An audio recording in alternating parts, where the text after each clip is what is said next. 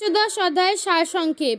এই সংসার অসত্য বৃক্ষস্বরূপ, ইহার মূল উপরের দিকে, অর্থাৎ পরমাত্মাই উহার মূল, আর উহার ডালপালা নিচের দিকে, অর্থাৎ দেবাদি ও পশ্চাদি জনিতে জীবজন্তু রূপে। বৈরাগ্য দ্বারা মায়া কাটাইতে পারিলেই সংসার বন্ধন হইতে মুক্ত হইয়া পরমপদ লাভ করা যায়।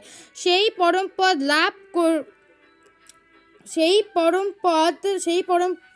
পরমপদ লাভ হইলে আর পুনর্জন্ম হয় না।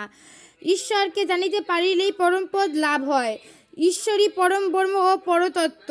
তিনি পুরুষোত্তম, অর্থাৎ ভগবান শ্রীকৃষ্ণই পুরুষোত্তম।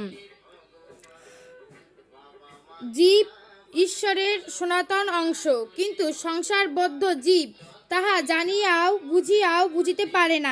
বুঝিতে পারে না বলিয়াই জীব কর্মফলে সৎ সৎ জনিতে জন্মগ্রহণ করিয়া সুখ দুঃখাদি ভোগ করে।